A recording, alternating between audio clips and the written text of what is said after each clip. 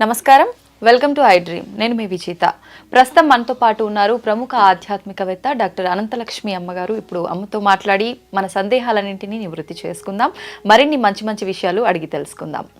అమ్మ నమస్కారం. అమ్మ నమస్తే అమ్మ. అమ్మ, ఈ మధ్యకాలంలో ఆడవాళ్ళలో చూసుకుంటే ఎక్కువగా పీరియడ్స్కి సంబంధించిన ఇబ్బందులు చాలా వరకు ఎక్కువగా చూస్తున్నామమ్మా. అవునమ్మా.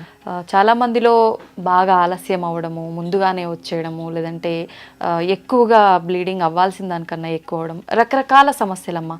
అసలు నిజంగా పూర్వకాలంలో చూసుకుంటే ఇలాంటి సమస్యలు ఏమీ ఉన్నట్టుగా అసలు ఎప్పుడు వినలేదమ్మా. నిజంగా ఎలాంటి జాగ్రత్తలు తీసుకుంటే ఇలాంటి సమస్యల నుంచి బయటపడవచ్చు అంటారమ్మా? ఆ రోజుల్లో పెద్దగా చెప్పలేదు కనుక, కానీ ఇన్ని మాత్రం లేవు.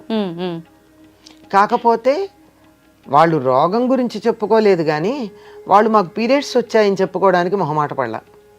అది సమస్య. ఇప్పుడు మొహమాట పడుతున్నారు. అవునమ్మా. ఇప్పుడు పురుషులతో పాటు సమానంగా మేము పనిచేస్తామని బయటకు వచ్చినప్పుడు శారీరకమైనటువంటి తేడా ఉంది కదా, దీన్ని పరిగణనలోకి తీసుకోవాల్సిన అవసరం ఉన్నదా లేదా? ఉంది. అది తీసుకోకుండా వాళ్ళతో సమానంగా చేద్దామని మనం అనుకుని, మాతో పాటు సమానంగా జీతాలు తీసుకుంటున్నారు గనక చేయక చస్తారా అని వాళ్ళు మన నెత్తిని రుద్ది ఎంత నిజాయితీగా చేసినా ఇవి రావడం వల్ల కూడా కొన్ని సమస్యలు ఉన్నాయి.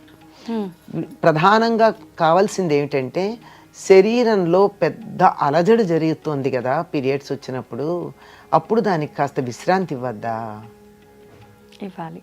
ఇది మనసు మీద ప్రభావం చూపిస్తోందని అందరికీ తెలుసు కదా. అప్పుడు చికాగ్గా ఉంటాం కొద్దిగా, అయ్యో మామూలుగా కన్నా కాస్త ఇరిటబిలిటీ ఎక్కువ ఉంటుంది. కార్పొరేట్ ఆఫీసుల్లో కూడా చాలా బాగా అనుకుంటూ ఉంటారు, అమ్మాయి ఎందుకు వాళ్ళ అనవసరంగా చికాకు పడుతుంది, మేబీ షీఈస్ డౌన్ అని మాట్లాడుకుంటూ ఉంటారు. అంత ఇదిగా ప్రవర్తనలో తేడా తెలుస్తోంది మనం చెప్పకపోయినా. దానికి చెప్పుకుని హాయిగా ఆరోగ్యంగా ఉండొచ్చు కదా అని నేను అంటాను. ఎందుకా మొహమాటం? ఇక్కడి నుంచి మొదలవుతోంది. అసలు ఇది కూడా సహజమైందే కదా, ప్రకృతిలో భాగమే కదా. దీన్ని మనం దూరంగా ఎందుకు ఉంచాలి అనేటటువంటిది ఫస్ట్ టైం మెచ్యూర్ అయినప్పుడు మొదలవుతోంది కదా. అక్కడ మొదలయ్యి మమ్మల్ని విడిగా ఎందుకు కూర్చోబెడతారు, మేము నలుగురితోనే ఉంటాం, స్కూల్కి వెళ్ళిపోతామని వెళ్ళిపోయిన పిల్లలు కూడా ఉన్నారు ఫస్ట్ టైం మెచ్యూర్ అయినప్పుడు కూడా. We take care and we go అని. కానీ అది తర్వాత ఎంత ఎఫెక్ట్ ఇస్తుంది అన్నది వాళ్ళకి అర్థం కావట్లే. అప్పుడు శరీరంలో పెద్దగా మార్పు వచ్చినప్పుడు ఆ మార్పుని తట్టుకోవడానికి శరీరానికి కొంత విశ్రాంతిని ఇవ్వాలి కదా. అలా ఇవ్వడానికి మన వాళ్ళు అమ్మాయిని దూరంగా కూర్చోబెడతారు, ఏం పని చెప్పరు. ఒక 10 రోజుల పాటు అమ్మాయి చేత ఏ పని చేయించరు కదా. అవునమ్మా.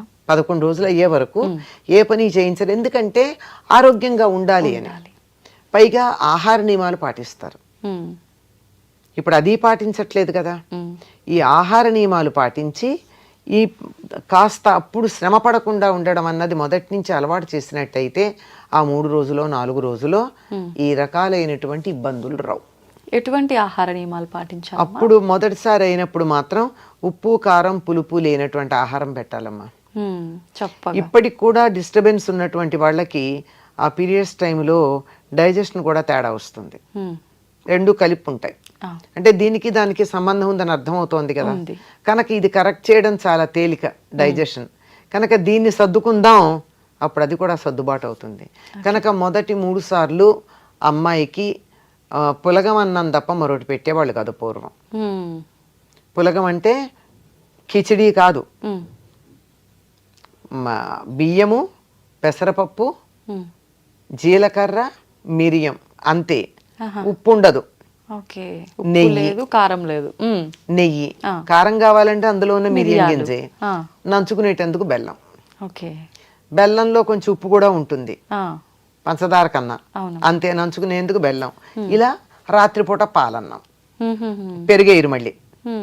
ఎందుకనమ్మా పెరుగు ఎందుకు తినకూడదు ఆ టైంలో? పెరుగు పులుపు, తర్వాత ఒంటికి చలవ చేసేస్తుంది పెరుగు. అంత చలవ అప్పుడు అవసరం లేదు, అందుకని పెరుగు వేయరు. ఇప్పటికి కూడా బాగా పల్లెటూళ్ళల్లో పాడి పంట ఉన్నవాళ్ళు రాత్రి పాలన్నం తింటారు, పగలు పెరుగన్నం తింటారు. చాలా మంచిది రాత్రి పెరుగు తినకుండా ఉండడం. అందువల్ల అటువంటి ఆహారం పెట్టాలి. ఇంకా పైగా వాళ్ళకి ఏదన్నా ఆకలి అనిపిస్తే అనిపించినా అనిపించకపోయినా బలవంతంగానైనా చిమ్మిలి పెడతారు. అంటే అమ్మా చిమ్మిలి నువ్వులు బెల్లం మిశ్రమం. నువ్వులు బాగా దంచాలి, తొందరగా అరగడం కూడా కష్టం, చిన్నవి కదా, అందుకని దంచి నువ్వులు బెల్లము, వీలైతే ఎండు కొబ్బరి వేసి దంచి చక్కగా ఉండలు చేసి చిమ్మిలి అంటారు. ఆ పిల్ల చేత వీలైనంత తినిపిస్తారు. అందుకని వచ్చిన వాళ్ళందరూ కూడా అదే పంచుతారు. అవును, చిమ్మిలి ఎప్పుడు పెడతావా అని అడుగుతారు అమ్మాయిని. అది చాలా మంచిది ఆరోగ్యానికి. ఎందుకు అంటే ఆ చిమ్మిరి తిన్నట్టయితే లోపల ఎక్కడన్నా క్లాట్స్ ఉండిపోతే వెళ్ళిపోతాయి. ఓకే, వెళ్ళిపోతాయి. ఇప్పటి నుంచి అమ్మాయికి ఇంతకు ముందు కన్నా ఎక్కువ కాల్షియం అండ్ ఐరన్ కావాలి. కాల్షియం ఏమో ఎముకలు బలంగా ఉండడానికి, ఐరన్ ఏమో పోయిన రక్తాన్ని మళ్ళీ నింపడానికి. కనుక ఈ రెండు మనకి ఇవ్వగలిగినటువంటిది చిమ్మిరి. అందుకని చిమ్మిరి పెడతారు. ఆ రెండు రావడంతో పాటుగా ఈ రెండు నువ్వులు బెల్లం కలిపినటువంటి దానికి కలిగించే వేడికి లోపల ఎక్కడన్నా క్లాట్స్ మిగిలిపోతే వెళ్ళిపోతాయి. ఈ క్లాట్స్ మిగిలిపోతే కదా చాలా రకాలైన అనారోగ్యాలు వచ్చేది. అవునమ్మా. అందుకని ఫ్లష్ అవుట్ అవ్వకపోవడం వల్ల కనుక అది పెడతారు. ఇంతవరకే ఆహారం. ఇంకా ఏదన్నా కావాలనిపిస్తే ఉప్పు వేయకుండా గారె చేసి పెడతారు, అంతే. తీపి తినొచ్చు, ఉప్పు కారాలు లేకుండా, ఎన్ని రకాల తీపి అయినా తినొచ్చు. ఇది అప్పటి నియమం. మొదటి 3 సార్లు గనక పాటించగలిగినట్టయితే ఆ సమయంలో నొప్పి వస్తూ ఉంటుంది. మన వాళ్ళు తెలుగులో చక్కగా చెప్తారు, ముట్టు కడుపు నొప్పి అంటారు. అంటే ఆ ఫ్లష్ అవ్వడానికి చాలా ఇబ్బంది పడుతూ ఉంటుంది లోపల నుంచి, లేదా ఓవర్ అవుతూ ఉంటుంది. ఈ రెండింటిని కంట్రోల్ చేయాలి జీవితాంతం అంటే మొదటి 3 సార్లు పూర్తి రెస్ట్. డాక్టర్ల పరిభాషలో చెప్పాలంటే బెడ్ రెస్ట్ లాంటిది. అంటే ఏ పని చేయకూడదు, అలా విశ్రాంతిగా కూర్చోవాలి. ఈ ఆహారం తీసుకుంటే చాలా వరకు ఆరోగ్యంగా ఉంటుంది. నేను పేరు మర్చిపోయాను కానీ ఫ్యూచర్లో ఎప్పుడూ కూడా ఆడపిల్లలకి టెటనస్ ఇంజెక్షన్ అవసరం లేకుండా ఉండడానికి ఒక ఇంజెక్షన్ ఇస్తారమ్మా. చాలామందికి తెలియదు ఆ సంగతి. మెచ్యూర్ అయినటువంటి 6 నెలల లోపల ఇవ్వాలి. తర్వాత 2 ఏళ్లకో ఎంతకో మళ్ళీ ఇవ్వాలి. ఆ తర్వాత ఇంకొకసారి ఇవ్వాలి. అలా ఇచ్చినట్టయితే లైఫ్లో ఆడపిల్లకి మళ్ళీ టెటనస్ తీసుకోవాల్సిన అవసరం రాదని. Please consult a good gynaecologist, అప్పుడు బాగా తెలుస్తుందా. పేరు మర్చిపోయాను ఆ ఇంజెక్షన్ పేరు. అది గనక అలా ఇచ్చినట్టయితే వాళ్ళకి లైఫ్ లాంగ్ టెటనస్ అవసరం రాదు. అట్లా. ఎందుకంటే చాలా సందర్భాల్లో ఆడవాళ్ళకి చాలా అవసరమా. వంట చేస్తూ చేస్తూ కత్తి తగులుతుంది, ఇంకో పని చేస్తుంటే ఏదో తగులుతుంది, తర్వాత డెలివరీస్ అని అదని ఇదని ఏదో రకాలు టెటనస్ తీసుకోవాల్సిన సందర్భాలు చాలా వస్తాయి. ఇన్నిసార్లు తీసుకోవాల్సిన పని లేకుండా ఒకటి ఉంటుంది. ఇది ఆ సమయంలో శారీరకంగా మానసికంగా విశ్రాంతి తీసుకుంటూ సాత్విక ఆహారం తీసుకుంటూ గనక ఉన్నట్టయితే 100% వరకు మనం ఈ సమయంలో వచ్చే కడుపు నొప్పులు ఇబ్బందులు అధిగమించవచ్చు. జాగ్రత్తలు తీసుకుంటే 90% అని చెప్తున్నా. మిగిలిన 10 ఎలాగో రకరకాల తేడాలు ఉండనే ఉంటాయి. సహజంగా ఉండేవి, ఇతర అనారోగ్యాల వల్ల వచ్చేవి, ఇంకా వేరే సమస్యల వల్ల వచ్చేవి తేడాలు ఉంటాయి. వాటికి సంబంధించి జాగ్రత్తలు మాత్రం తీసుకోవాలి. ప్రధానంగా విశ్రాంతి, శారీరక మానసిక విశ్రాంతి అవసరం ఆ 3 రోజులు. చెప్పండి ఓపెన్గా, నాకు శరీరం సహకరించదు, నేను బరువైన పనులు చెయ్యను, I will compensate later on, but ఇప్పుడు మాత్రం నేను తేలిగ్గా చేస్తానని చెప్పగలిగిన ధైర్యం ఉన్నప్పుడు ఆడపిల్లలు మగవాళ్ళతో సమానంగా ఉద్యోగం చేయొచ్చమ్మా. అది చెప్పలేరు, వాళ్ళతో కలిసి సమానంగా చేద్దాం అనుకుంటారు. 30 ఏళ్లకే హిస్టెక్టమీలకు పెడుతున్నారు, అబార్షన్లు అవుతున్నాయి, ప్రెగ్నెన్సీ రావడం లేట్ అవుతోంది, విపరీతంగా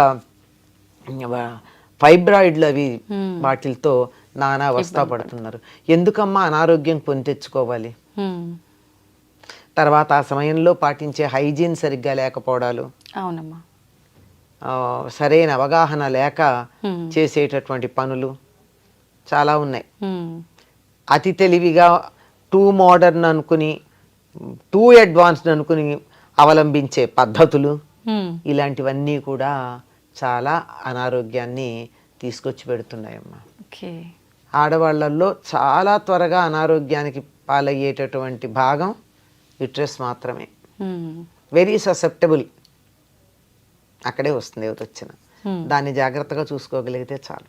ఓకే అమ్మా, ముందు జాగ్రత్తలు తీసుకుంటే ఇలాంటి ఇబ్బందులు రాకుండా 90% అవకాశం ఉంది. కానీ అప్పుడు తీసుకున్నాం తీసుకోలేదు ఏం తెలియదు. ఇప్పుడు చాలామంది నీరసం అయిపోవడము, కడుపులో నొప్పితో ఇబ్బంది పడడము, నిజంగా పెయిన్ వచ్చినప్పుడు సరిగ్గా ఫుడ్ తీసుకోరు, ఆ 2 days పడుకుంటారు, నరకం. ఆ నొప్పి నుంచి ఉపశమనం కలగాలంటే చిట్కా ఏమైనా ఉందమ్మా దానికి? చిట్కా ఏముందమ్మా, పాలన్నం తినండి మొదటిది, అంతే సరిపోతుంది. ఉప్పు కారాలు తగ్గించే, అది ప్రధానంగా కనపడేది అదొకటే. మిగిలింది వైద్యుడి దగ్గరికి వెళ్ళండి. నాకు తెలిసినంతలో హోమియోలో దీనికి మాత్రం అద్భుతమైనటువంటి వైద్యం ఉందమ్మా. ఓకే, కొన్ని వందల మంది ట్రీట్ అవ్వడం నేను నా కళ్ళతో చూసా. రేపు ఫైబ్రాయిడ్ ఆపరేషన్కి వెళ్ళాలన్న వాళ్ళని కూడా మీ ఒక్క 15 రోజులు, ఒక్క 2-3 వారాలు ఓపిక పట్టగలరా అని అడిగి మందులు ఇచ్చి తగ్గించినట్టు 6 నెలల్లో తగ్గించినటువంటి కేసులు జస్ట్ హోమియో. ఓకే, అంటే ఆయుర్వేదంలో ఉన్నాయో వేటిలో ఉండుండొచ్చు, నాకు తెలియని సబ్జెక్ట్ నేను చెప్పలేను కనుక ఇది నేను కళ్ళతో చూసిన విషయం చెప్తున్నా. ఓకే, నిజంగా మీరు చెప్పినట్టుగా మాట్లాడలేకపోవడం ఒక రీజన్, అదే ప్రధానం. ఆ టైంలో పనులు చేయడం, ఇలాంటివి నిజంగా తగ్గించుకుంటే కొంతలో కొంత బయట చాలా అవకాశం ఉంటుందమ్మా. ఆ సమయంలో విశ్రాంతి ఇవ్వండి. మానసికంగా కూడా ఒత్తిడి వద్దు, శారీరకంగా వద్దు, రిలాక్స్. అందరూ ఏదో వీకెండ్స్కి వెళ్ళి రిలాక్స్ అవుతాం, వెకేషన్లో రిలాక్స్ అవుతాం, బ్లో అవుట్ ఇలాంటి మాటలు చాలా మాటలు, అవన్నీ పక్కన పెట్టండి. అంటే అవి చేయొద్దంటల్లా. ఆడవాళ్ళు మాత్రం నెలకు 3 రోజులు రెస్ట్ తీసుకోండి చాలు. నిజంగా చాలా హెల్ప్ అవుతాయమ్మా మీ మాటలు మా అందరికీ. ఎందుకంటే ప్రాక్టికల్గా ఉపయోగపడ్డ మాటలే నేను మీకు చెప్పాను. నాకు తెలియని విషయాల జోలికి నేను చెప్పాల. చాలా ప్రధానమైంది, మన చేతులతో మనం కొని తెచ్చుకున్న సమస్య, మనం తలుచుకుంటే క్షణంలో దాటగలిగింది ఏమిటంటే డిస్టర్బింగ్ ది బయో క్లాక్. రాత్రుళ్ళు మేలుకుని పగలు పని చేయడం, పగలు నిద్రపోవడం అన్నది ఉంది. దానివల్ల చాలా సైకిల్ దెబ్బతింటుంది, దానివల్ల అన్ని రకాల సమస్యలు వస్తున్నాయి. Even for pregnancy it is a problem. Okay, రాత్రిళ్ళు మేలుకుని పగలు పని చేయడం కాదు, పగలు నిద్రపోవడం, ఇది చాలా తప్పు. రాత్రిళ్ళు పడుకోండి, పగలు పని చేయండి, ఇర్రెగ్యులారిటీ తొందరగా సర్దుకుంటుంది. ఓకే, ఇది మెయిన్ చాలా ముఖ్యమైనటువంటిది.